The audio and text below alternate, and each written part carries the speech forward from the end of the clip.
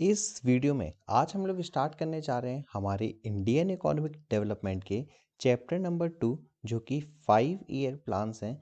उसके कुछ multiple choice questions के बारे में बात करेंगे, फिल इन द ब्लैंक्स के बारे में बात करेंगे और कुछ ट्रू एंड फॉल्स के बारे में बात करेंगे। तो हम लोग पूरे के पूरे शॉर्ट क्वेश्चंस इस वीडियो के अंदर पढ़ेंगे। लॉन्ग क्वेश्चंस के लिए 3, 4 और 6 मार्क्स में आने वाले क्वेश्चंस के लिए मैं आपके लिए नेक्स्ट वीडियो बनाऊंगा, ठीक, यानी उसके लिए अलग से वीडियो बनाऊंगा। तो हम लोग देख लेते हैं इस पूरे चैप्टर के अंदर हम लोगों ने 5 ईयर प्लान्स के अंदर हम लोगों ने पहले पढ़ा हम लोगों ने इकोनॉमिक प्लानिंग क्या होती है, इसकी नीड्स क्या क्या हैं। उसके बाद हम लोगों ने पढ़ा था डायरेक्टिव एंड कॉम्प्रिहेंसिव प्लानिंग, दो टॉपिक पढ़े थे। इन दोनों के बीच में डिफरेंस भी पढ़ा था हम लोगों ने। उसके बाद फिर हम लोगों ने पढ़ा था capitalist, socialist and mixed economy. फिर हम लोगों ने पढ़े थे long and short period objectives of planning. Long period बहुत इंपॉर्टेंट है और शॉर्ट पीरियड और भी ज़्यादा इंपॉर्टेंट है। आपको सारे शॉर्ट जो पीरियड ऑब्जेक्टिव हैं वो सारे याद होने चाहिए, ठीक। उसके लिए मैंने आपको ट्रिक भी बताई थी, तो वो अगर आपने वीडियो नहीं देखी है तो आपके लिए मैंने डिस्क्रिप्शन में लिंक दी है, वहाँ से वीडियो भी चेक कर लीजिएगा आप। उसके बाद हम लोगों ने पढ़ा था features of economic policy pursued under planning till 1991। 1991 से पहले तक की जो भी हमारी इकोनॉमी थी उसके क्या क्या फीचर्स थे उसके बारे में पढ़ा था। और उसके बाद लास्ट हम लोगों ने पढ़ा था success and failures of planning. तो अब हम लोग स्टार्ट करते हैं। अगर आप लोगों ने ये सारे टॉपिक पढ़ चुके हैं तो हम लोग वीडियो को स्टार्ट करते हैं। नहीं पढ़े हैं तो वीडियो को पॉज करके पहले ये सारे टॉपिक अच्छे से गो थ्रू कर लीजिएगा, ठीक। मैंने आपको डिस्क्रिप्शन में लिंक भी दी है, समझ में ना आए तो आप मेरी वीडियो देख लेना या फिर आप कहीं से भी किसी भी टीचर से या किसी भी बुक से पढ़ जरूर लीजिएगा आप एग्ज़ाम देने से पहले। तो हम लोग स्टार्ट करते हैं एमसीक्यू से। सबसे पहला एमसीक्यू जो है हमारे पास वो आप लोगों को दिख रहा है, in which year planning commission abolished. और एबोलिश्ड का मतलब होता है समाप्त हो जाना, ठीक। तो ये बताओ प्लानिंग कमीशन कब समाप्त हो गया। तो प्लानिंग कमीशन जो समाप्त हुआ वो हुआ था फरवरी 2015 में। और जो प्लानिंग कमीशन का नाम चेंज करके इसकी जगह आया नीति आयोग। आप लोगों को ध्यान होगा मैंने आपको वीडियो में बताया है पूरा, NITI नीति आयोग, ठीक। और नीति का जो फुल फॉर्म है, वैसे ये वर्ड तो हिंदी में भी नीति और नीति को इंग्लिश में प्लानिंग बोलते हैं, बट इस नीति NITI का फुल फॉर्म होता है national institute for transforming India. तो ये आप फुल फॉर्म भी ध्यान रखना।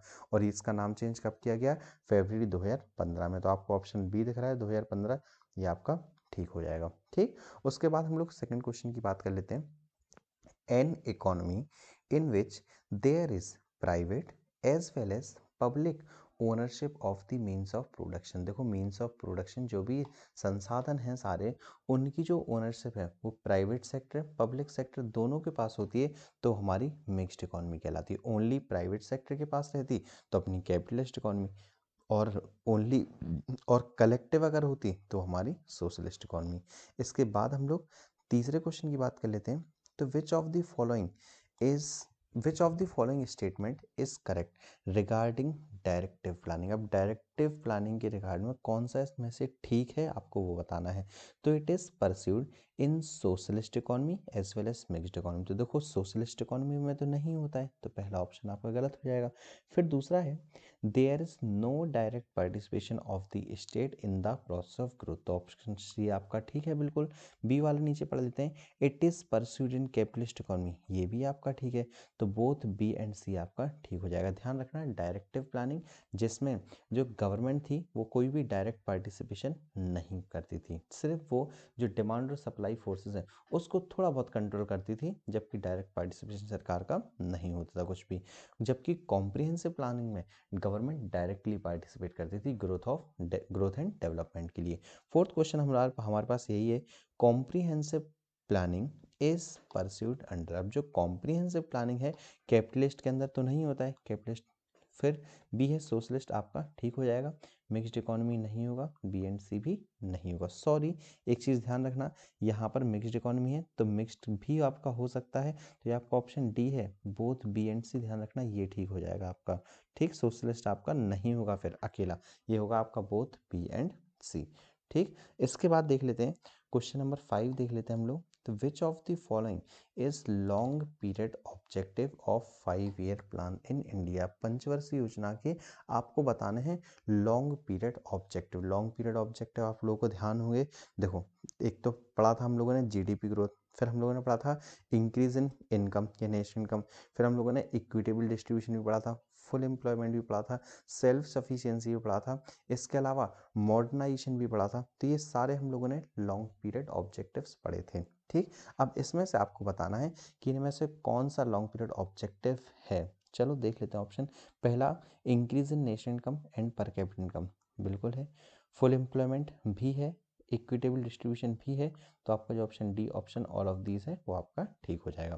क्वेश्चन नंबर 6 है new base year for the estimation of national income and growth rate. ध्यान रखना इंपॉर्टेंट क्वेश्चन है, ठीक, क्योंकि सीधा डेट है, आपको ध्यान रखना पड़ेगा टाइम पीरियड। तो जो न्यू बेस ईयर है, हम किसके लिए, नेशनल इनकम और ग्रोथ को एस्टिमेट करने के लिए, यानी जीडीपी हम लोग एस्टिमेट करते हैं। आप लोगों ने इसमें पढ़ा होगा मैक्रो इकोनॉमिक्स में, तो उसमें हम लोगों ने पढ़ा था जीडीपी के बारे में, नॉमिनल जीडीपी, रियल जीडीपी। तो जो बेस था उसके अंदर, तो बेस हम लोग अब किसे लेके चलेंगे, तो ध्यान रखना 2011-2012 की नेशनल इनकम को हम लोग बेस लेके चलेंगे। तो न्यू बेस ईयर हम लोग किसे मानेंगे, 2011-2012 को। इसके बाद क्वेश्चन नंबर 7 पर आइए आप लोग। तो 7th क्वेश्चन है the period of 8th 5 year plan pass. अब देखो 8वीं पंचवर्षीय योजना का समय काल पूछा है। अब आपसे 8वीं का पूछे, 9वीं का पूछे, चौथी का पूछे, आप कैसे बताओगे। मैंने आपको याद करने की एक छोटी सी ट्रिक भी बताई थी, अगर आपने वीडियो नहीं देखी है तो मैंने आपको डिस्क्रिप्शन में लिंक दिया, वहाँ से चेक कीजिएगा। उसके अलावा मैं आपको बता दूं, जो प्लानिंग थी वो हमारी 1951 से स्टार्ट की थी, यानी पहली पंचवर्षीय योजना कब आई थी, 1951 से 57। अब सुनना मेरी बात ध्यान से, स्टार्टिंग में 3 पंचवर्षीय योजनाएं, फिर 3 साल का गैप। तो आपको लिखना कैसे, देखो मैं यहाँ पर साइड में आपके लिए लिखते जाता हूँ 3+3। 3+3 का मतलब 3 पंचवर्षीय योजनाएं, 3 साल के गैप। गैप का मतलब ये कि ये कुछ एनुअल प्लान है, एक साल की प्लान आए, तो लगातार 3 साल का यहाँ पर समझ लो गैप हो गया। ठीक, उसके बाद फिर अगेन लगातार 2 पंचवर्षीय योजनाएं, फिर 1 साल का गैप। ठीक, उसके बाद फिर लगातार 2 पंचवर्षीय योजनाएं और फिर 2 साल का गैप। तो ये गैप आपको ध्यान रखना है, आपको सारी पंचवर्षीय योजना यहीं याद हो जाएंगी। अब सुनो जरा मेरी बात, पहले लगातार कितनी आई, 3 पंचवर्षीय योजना। तो मैंने कितना बताया, 51 से स्टार्ट हुई थी, 51 से 56, 56 से 61, 61 से 66, यानी देखो 51 से 56, 56 से 61, 61 से 66। अब कितने साल गैप हुआ, 3 साल का, यानी 66, 60, 67, 68 और 69, 3 साल का आपका गैप हो गया। जो तीसरा 69 है, वहाँ से हमारा फिर अगेन स्टार्ट होगा। तो फिर कितनी आई, 2 पंचवर्षीय योजनाएं फिर अगेन आई। तो 69 से 74, 74 से 79, उसके बाद फिर कितना, 1 साल का गैप। तो आपको जो 79 से 80 है वो आपका 1 साल का गैप हो गया। फिर आपकी लगातार 2 पंचवर्षीय योजनाएं, तो फिर आई 80 के बाद 80 से 85, 85 से 90, फिर कितने साल गैप, 2 साल का। तो 90 के बाद 91 और 92, फिर 92 से लगातार सारी पंचवर्षीय योजनाएं, तो 92 से 97, 97 से 2002, 2002 से 2007, 2007 से 2012, 2012 से 2017। तो वो आपको लाइन से फिर याद रहेंगी। बस आप ये मेन जरूर याद रखिएगा कि पहले 3 आई, 3 साल का गैप, फिर 2 पंचवर्षीय योजना आई, फिर 1 साल का गैप, फिर 2 आई, तो फिर आपको 2 साल का गैप। या फिर सिर्फ आप इतना भी याद रख लोगे 3 1 2, तो भी आपको याद रहेगा। ठीक, इसके अलावा जो बाकी शॉर्ट पीरियड ऑब्जेक्टिव हैं, ऑब्जेक्टिव भी आपको याद रखने पड़ेंगे। चलो तो हम लोग बात कर लेते हैं 8वीं पंचवर्षीय योजना कब आई थी। तो जो आपकी 8वीं पंचवर्षीय योजना आई थी वो आपकी आई थी 92 से 97। तो जो आपका ऑप्शन डी दिख रहा है आपको 92 to 97, ये आपका ठीक हो जाएगा। इसके बाद क्वेश्चन नंबर 8 है एंड इंडस्ट्रियल पॉलिसी ऑफ 1956, जिसे हम लोग शॉर्ट में IPR 1956 बोलते हैं। ध्यान रखना, very very important. IPR industrial policy resolution 1956 में आया था। तो इसमें क्या पूछा गया है, dash industries were exclusively reserve for public sector. तो पब्लिक सेक्टर के लिए कितनी इंडस्ट्रीज रिजर्व रखी गई थी, तो ध्यान रखना वो है आपकी 17। ये 17 अभी रखी गई थी IPR 1956 में, 17 से कम करके 12 की गई थी, 12 से फिर 5 की गई थी, और 5 से फिर आज की डेट में सिर्फ 2 ही हैं।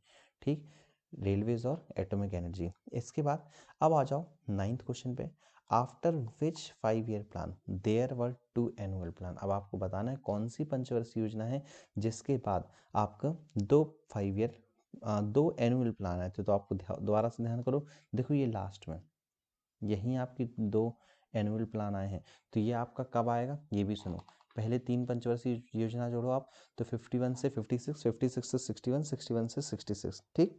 2 साल का गैप दे दो, 67 सॉरी 3 साल का गैप दे दो, 67, 68, 69, फिर अगेन 2 पंचवर्षीय योजना, तो ये आपकी आ गई 69, 74, 74 से 79, अगेन 1 साल गैप दो 79, तो फिर है 89, 80 टू 85, 85 टू 90, यहाँ पर आ गया 85 टू 90, 90 के बाद ये गैप था 91 और 92, 2 ईयर का। तो आपसे कौन सा पूछा है, आपसे पूछा है आफ्टर विच 5 ईयर प्लान, तो कौन सी पंचवर्षीय योजना, तो आप ध्यान रखना, ठीक।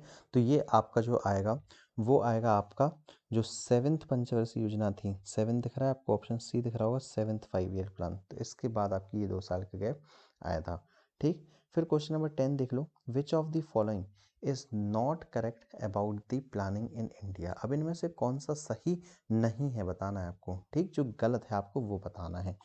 तो पहला पॉइंट है mixed economy has been the framework of planning in India, ये तो आपका ठीक है।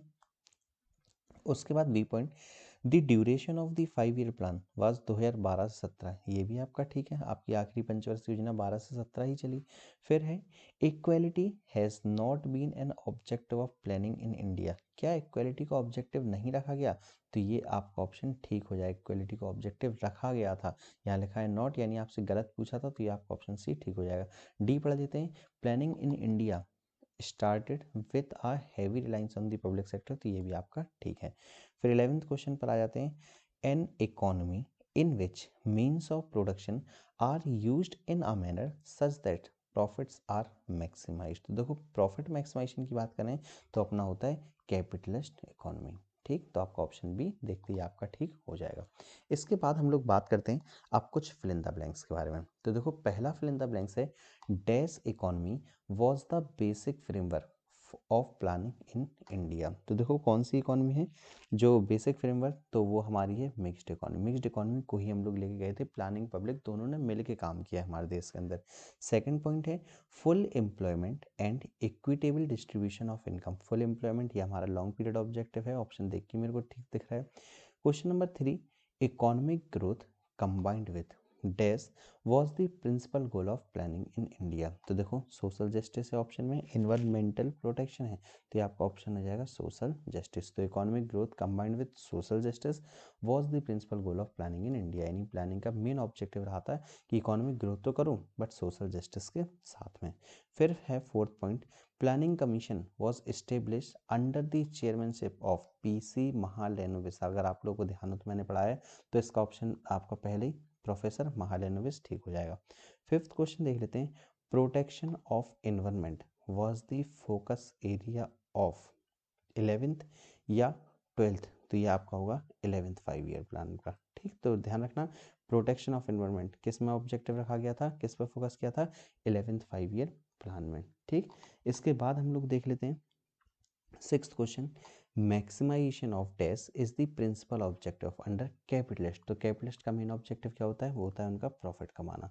सेवेंथ क्वेश्चन देख लेते हैं, dash economy focuses on equality in the distribution of income. देखो इनकम में इक्वेलिटी वो आपका आएगा सोशलिस्ट इकोनॉमी के अंदर। एट्थ है dash is the principal element of social spheres of planning. तो इनमें से कौन सा एलिमेंट है आपका प्रिंसिपल, तो एजुकेशन या इंटरनेशनल ट्रेड, तो याद रखना ये आएगा आपका एजुकेशन। इसके बाद अब हम लोग बात करते हैं ट्रू एंड फॉल्स की। ओनली 8 पॉइंट हैं और जल्दी से करते हैं इस वीडियो को समाप्त। तो देखो सबसे पहला point, fourth 5 year plan was launched in 1969, ये आपका ठीक है। अब बार बार मैं आपको गिनवाऊंगा नहीं सारे शॉर्ट ईयर प्लान, आप वो देख लीजिएगा, ठीक। सेकंड है the time duration of the 11th 5 year plan was 2006 से 2011, तो ये आपका गलत हो जाएगा। जो आपका 11th 5 ईयर प्लान था 2007 से 2012 था, ठीक।